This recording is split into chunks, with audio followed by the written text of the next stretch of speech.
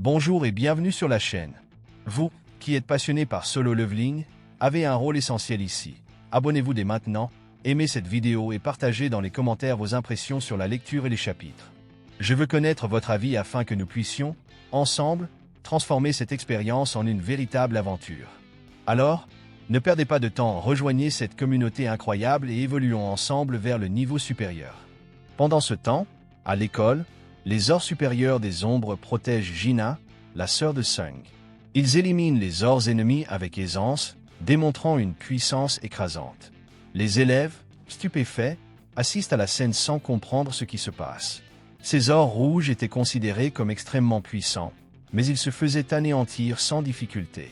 L'un des ors d'élite parvient à vaincre deux ennemis simultanément, surprenant encore plus tout le monde. Les étudiants ne comprennent pas pourquoi ces créatures monstrueuses les sauvent. Quelle était la raison de leur protection? Gina, sentant la présence de son frère, tente d'avancer vers lui, mais l'un des ors des ombres l'en empêche. Juste devant la salle de classe, d'autres ors ennemis s'attroupent, prêts à attaquer. Pendant ce temps, au cœur de l'invasion, le chef de ces monstres reste assis sur son trône. D'un regard imposant et d'une voix grave, il proclame: la dernière barrière a été brisée. C'était Groktar, le chef de la tribu de la Lame Rouge. Maintenant, plus rien ne nous arrête, déclara-t-il avec un sourire cruel. L'un de ses serviteurs s'approche précipitamment et l'informe. Seigneur Groktar, les ors supérieurs aident les humains. Groktar fronce les sourcils et demande avec mépris. Combien sont-ils? Seulement 3. Le chef ORC entre dans une rage folle en entendant cela. Mes guerriers se font battre par seulement 3 ors supérieurs? C'est pathétique. Emmenez-moi là-bas, l'heure du massacre a sonné. D'un geste vif, il brandit son immense lame et se prépare au combat. Pendant ce temps, dans le donjon de rang A, les fourmis des ombres avancent impitoyablement, détruisant tout ennemi sur leur passage. Les chasseurs de la guilde des chevaliers, cependant, sont inquiets. Ils observent ces créatures avec crainte. Si ces fourmis les prenaient pour des ennemis, tout serait fini. Yuntasik s'approche du maître de la guilde, Choi Jonin, et lui demande avec appréhension. « Maître, que devons-nous faire ?» Le chef de la guilde des chevaliers réfléchit un instant. Il savait qu'il ne pouvait pas simplement abandonner les lieux. En plus des dangers du donjon, un autre problème les attendait à l'extérieur, les journalistes. Comment pourraient-ils justifier leur retrait devant les caméras? Malgré cette pensée, Park Jung-su ne pouvait cacher la terreur qu'il ressentait en fixant Beru droit dans les yeux. Un frisson glacial parcourut son échine. En sueur, il balbutia d'une voix tremblante. « Vais-vous aller combattre à nos côtés ?» Avant même d'obtenir une réponse, Beru disparut sous ses yeux. Sa vitesse était effroyable, totalement hors de la compréhension humaine. En un clin d'œil, il réapparut, et Jung-su fut incapable de suivre son mouvement. Il pointa du doigt l'objet au sol. Mais d'abord, regardez ça. Tous baissèrent les yeux. Ce qu'ils virent les laissa sans voix. À ses pieds gisait la tête d'un chevalier de la mort, l'une des créatures les plus puissantes du donjon. Beru avait anéanti l'un des monstres les plus redoutables, instantanément. Le chef de la guilde des chevaliers esquissa un sourire, émerveillé par une telle démonstration de force. Ils sont si puissants que ça? Puis, une pensée traversa son esprit, ravivant la cupidité dans les yeux de ses compagnons. Vous avez une idée de la valeur d'un cristal de mana d'un démon de rang élevé? Silence. Après un bref instant, tous les chasseurs de la guilde s'échangèrent un regard, sans la moindre hésitation, s'élancèrent en avant. Allez, chef! Si vous ne vous dépêchez pas, vous allez rester à la traîne. Pendant ce temps, les ors des ombres livraient une bataille féroce pour protéger Gina. Au centre du combat, Groktar affrontait les ors supérieurs, tandis que ses subordonnés observaient le duel avec admiration et fierté. D'un coup brutal, Groktar parvint à trancher le bras du plus puissant des ors supérieurs protégeant Gina. Il sourit avec arrogance et déclara: « Les tatouages d'un ORC sont le symbole de mes victoires. Chacun d'eux représente un ennemi que j'ai tué. » Ses yeux brillèrent d'une férocité sauvage. « J'imagine que vous avez aussi éliminé certains des miens, mais vous êtes loin d'atteindre mon nombre de morts. » Groktar leva sa lame et chargea impitoyablement. « Allez, amusez-moi, ors supérieur. » Il était prêt à décapiter son adversaire. Mais soudain, un autre ORC supérieur des ombres intercepta son coup. Les yeux de Groktar s'écarquillèrent. Il n'arrivait pas à croire que cet ennemi ait pu arrêter sa lame. C'était impressionnant. Mais, au final, cela ne changerait rien. Ça ne change rien du tout, grogna-t-il en serrant les dents. D'un mouvement brutal, Grogtar trancha son adversaire en deux. Le corps de l'ORC supérieur fut déchiré. Il était totalement anéanti. Du moins, c'est ce que Grogtar croyait. Quelques secondes plus tard, la créature commença à se régénérer. Le chef de la tribu de la lame rouge fronça les sourcils, perplexe. Qu'est-ce que c'est que ça? De la sorcellerie? Peu importe combien de fois il les tuait, ils revenaient toujours. Il aurait beau les abattre des centaines, des milliers de fois, ils continueraient à se relever. Alors qu'il tentait de comprendre cette scène absurde, son esprit fut envahi par un ordre incessant. Tuer les humains, tuer les humains, tuer les humains. La voix résonnait en boucle dans sa tête, son intensité augmentant à chaque seconde. Il devait mettre un terme à tout cela, une bonne fois pour toutes. Si ces monstres continuaient à se relever grâce à un sortilège, il suffisait d'éliminer le mage qui les invoquait. Les yeux de Grogtar se posèrent sur Gina. « Alors c'est toi !» Voyant la situation devenir de plus en plus dangereuse, Song Yi cria à son ami. « Gina, on doit partir d'ici. » Mais avant qu'elle ne puisse réagir, Grogtar s'élança d'un mouvement inattendu. Sa main monstrueuse agrippa violemment le visage de Gina. Il souleva la jeune fille dans les airs, l'observant attentivement. « C'est toi » murmura-t-il en resserrant ses doigts. « Je peux clairement sentir cette trace de magie. » Les yeux de l'ORC brillèrent d'une rage profonde. « Meurs !» Il était sur le point de l'écraser. Mais alors, quelque chose changea. Un étrange pressentiment parcourut tout son corps. Quelqu'un, ou quelque chose, approchait. Une présence écrasante, une entité qui fonçait dans le ciel à une vitesse terrifiante. Grogtar commença à trembler. Ses doigts se relâchèrent, et, malgré lui, il lâcha Gina. Cette ombre se rapprochait de plus en plus. Grogtar ressentait un danger qu'il n'avait jamais connu auparavant. Tout son corps tremblait si fort qu'il était incapable de prononcer le moindre mot. Il ne put que murmurer, sa voix empreinte d'une terreur absolue. Quelque chose approche. Quelque chose d'immensément effrayant. La peur se lisait dans ses yeux alors qu'il hurlait à ses subordonnés. « Fuyez! Maintenant !» Mais avant que les orcs ne puissent réagir, une explosion dévastatrice secoue la forteresse. Grogtar fut projeté en arrière comme une simple poupée, son corps s'écrasant violemment contre le mur. Gina, encore sonnée par l'impact, tentait de reprendre son souffle. C'est alors qu'elle sentit une main se poser doucement sur sa tête. Une voix calme, mais empreinte d'autorité, résonna. « Tout va bien maintenant. » Grogtar, toujours à terre, leva les yeux et resta pétrifié devant la scène. L'homme devant lui, ce n'était pas un humain ordinaire. Non seulement il avait ouvert un trou béant dans la forteresse, mais sa présence dégageait une puissance écrasante. Et monté sur l'imposant Kessel, le seigneur des Wyverns, se trouvait Sung Jinwoo. Les ombres autour de lui pulsaient comme une tempête vivante. Son aura était suffocante. Ses yeux, emplis de fureur, se posèrent sur le chef des lames rouges. Grogtar, tentant de se ressaisir, déclara d'une voix forte. « Je suis Grogtar, chef de la tribu de la lame rouge. » Mais avant qu'il ne puisse continuer, Jinwoo pointa simplement un doigt vers lui et l'interrompit froidement. « Ferme-la !» Sa voix portait un poids écrasant. Ce n'était pas une simple réponse, c'était une sentence. Un frisson glacial parcourut l'échine de Grogtar. Jinwoo l'ignora complètement et se tourna vers sa sœur. Gina, encore tremblante, ne put retenir ses larmes. Sung l'enlaça dans une étreinte protectrice. « Tout va bien maintenant. » Il caressa doucement ses cheveux et lui murmura. « Désolé d'avoir mis si longtemps. » S'éloignant légèrement, il posa les yeux sur les camarades de Gina et demanda. « Vous allez bien ?» Ils acquiescèrent rapidement, encore sous le choc de tout ce qui se passait. Jinwoo tourna alors son regard vers Song Yi, son inquiétude visible. « Et toi, es-tu en sécurité ?» Song Yi, bien que toujours effrayé, parvint à répondre. « Oui, je vais bien. » Sung détourna alors son regard vers sa sœur une fois de plus. Son visage s'assombrit en remarquant quelque chose qui éveilla sa colère. Le visage de Gina était marqué, rouge, après avoir été brutalement écrasé par ce monstre. Une vague de rage parcourut son corps.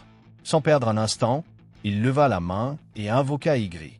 D'une voix ferme, il ordonna. « Ygri, Occupe-toi de ma sœur.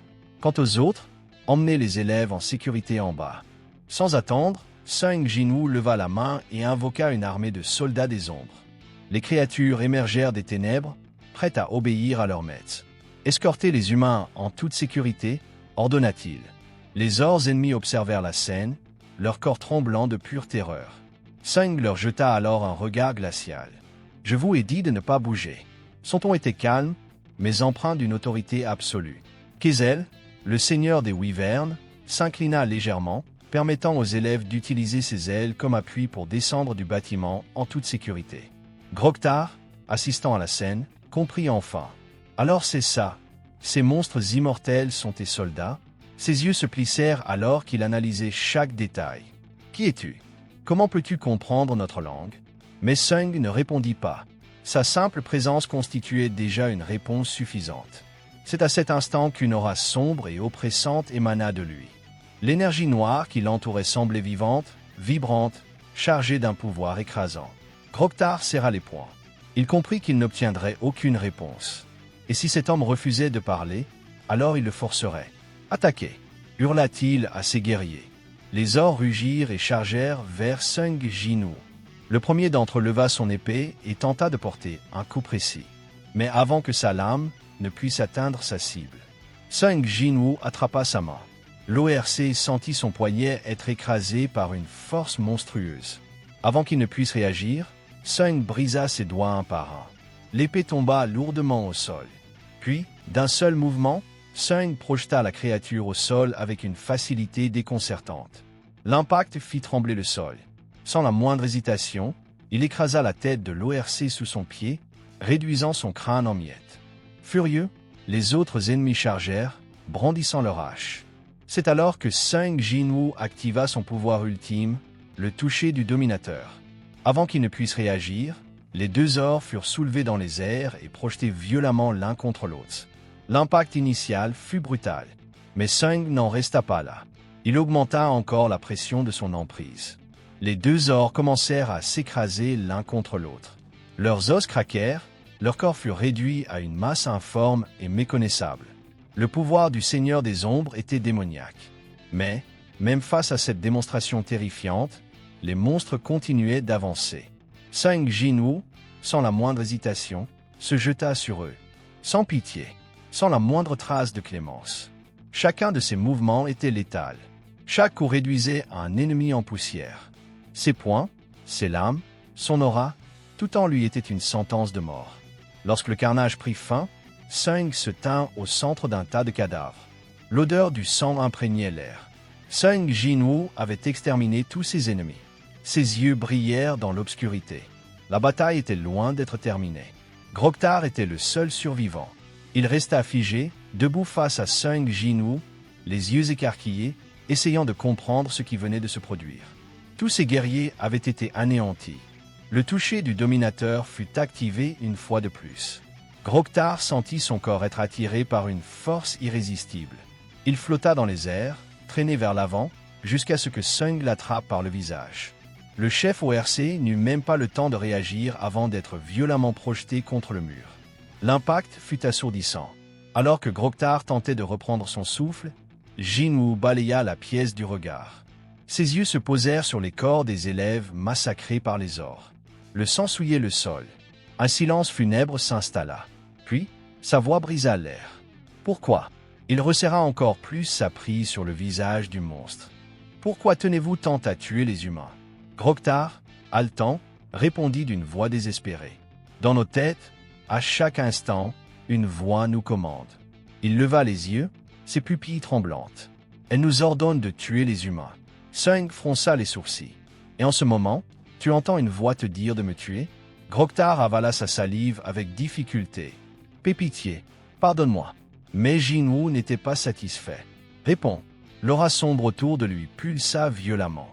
Groktar se recroquevilla. « Oui, la voix est toujours là, même avec toi devant moi. » Des larmes coulèrent sur le visage de la créature. « Je suis désolé. » Il sanglota. Sung Jinwoo observa la scène en silence. Puis, lentement, il invoqua sa dague noire. « C'est bien ce que je pensais. » Ses yeux brillèrent d'une lueur glaciale. « Dans ta tête, Je ne suis pas un humain, n'est-ce pas? Grogtar ne répondit pas. Eh bien, ça m'est égal. Jinwoo fit tournoyer la lame entre ses doigts. Je vais te pardonner, mais ne crois pas que tu t'en sortiras indemne. Avant que Grogtar ne puisse dire quoi que ce soit, la dague fendit l'air d'un mouvement précis. Le combat était terminé. Pendant ce temps, dans le donjon de rang A, le chaos se déchaînait. La guérisseuse Jung Yerin tentait, avec beaucoup d'efforts, de tirer un cadavre de zombie qui était en train d'être dévoré par l'une des fourmis des ombres. « Lâche ça! Ce corps vaut une fortune !» protesta-t-elle.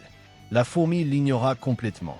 Yerin soupira et pointa du doigt les vampires à terre. « Si vous voulez quelque chose de plus savoureux, mangez cela. » Cependant, la réaction de la fourmi fut inattendue. Elle se retourna brusquement et attaqua l'épaule de la guérisseuse, transperçant sa chair. Yerin poussa un cri de douleur. La créature émit alors un rugissement intimidant, laissant clairement entendre qu'elle n'avait pas apprécié d'être contredite. C'est alors que Beru apparut. Son regard sévère se posa sur la fourmi agressive. La simple présence de l'ombre suprême suffit à faire reculer la créature, prise de peur. D'un simple geste, Beru toucha la blessure de Yerin et activa sa magie de soin. Une lumière noire enveloppa la plaie, et en un instant, elle disparut complètement. Yerin regarda son épaule, sous le choc. Mais, comment? Elle fixa Beru, stupéfaite. Comment une invocation peut-elle avoir une magie de soin plus puissante que la mienne? Mais avant qu'elle ne puisse obtenir de réponse, l'immense porte du boss commença à s'ouvrir. Le prochain combat était sur le point de commencer. Devant les chasseurs, un monstre nécromancien d'une puissance immense se révéla. Il commandait une horde de morts-vivants, ses mains squelettiques levées, manipulant chacune des créatures comme de simples pantins. Les chasseurs restèrent figés un instant, paralysés par le choc. « Le boss de ce donjon », murmura l'un d'eux, le visage livide. « C'est un archlic. » Au centre de la salle, la créature les observait d'en haut, entourée de 10 chevaliers de la mort, ses fidèles gardiens. Parmi les nombreux chefs de donjon, les archliches étaient devenus légendaires en raison d'un événement dévastateur. L'incident de l'annihilation de la guilde Wangyong, l'une des plus grandes guildes de Chine, entièrement détruite par un seul archlic. Ce désastre avait conduit à une brèche de donjon menaçant toute la région. La catastrophe aurait pu être encore pire si Liu Zigang, l'un des rares chasseurs de niveau national en Chine, n'était pas intervenu à temps. Mais maintenant, Jiangsu sentit un frisson glacial parcourir son corps. Nous n'avons aucune chance de gagner ça. Sa voix tremblait. Pas avec un groupe de chasseurs de rang A et B ordinaires.